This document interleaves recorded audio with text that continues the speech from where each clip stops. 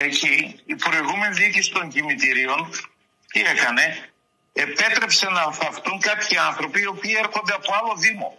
Και έρχονται από το Δήμο Δέλτα και έρχονται από τον νοικισμό της Αγίας Σοφίας. Αυτό ήταν λάθος.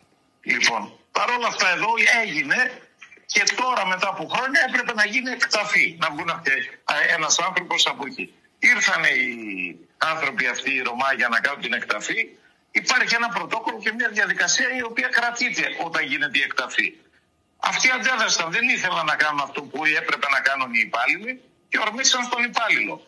Ορμήσαν, χειροδικήσαν και άσχημα χειροδικήσαν.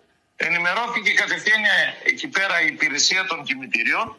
Έκλεισαν οι πόρτες, ήρθε η αστυνομία και το ΕΚΑΜ, συνέλαβαν τους ανθρώπους και αυτούς οι οποίοι το κάναν αυτό και πήγανε, δεν ξέρω η διαδικασία τι ακολουθήθηκε μετά στον εισαγγελέα, δεν ξέρω που τον πήγανε, που τους πήγαν αυτούς. Και τον άνθρωπο τον πήγαν στο νοσοκομείο με βαριές κακώσεις. Ήταν πάρα πολύ σοβαρά τα χτυπήματα που δέχτηκε. Δεν κινδυνεύει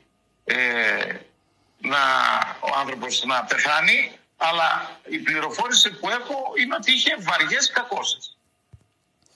Ωραία. Αυτό έγινε εκεί. Με ανθρώπους οι οποίοι είναι από τον οικισμό της Αγίας Σοφίας. Από έναν οικισμό ο οποίος δεν πρέπει να θάβει στην περιοχή εδώ. Θάβει στο Δήμο Δέλτα.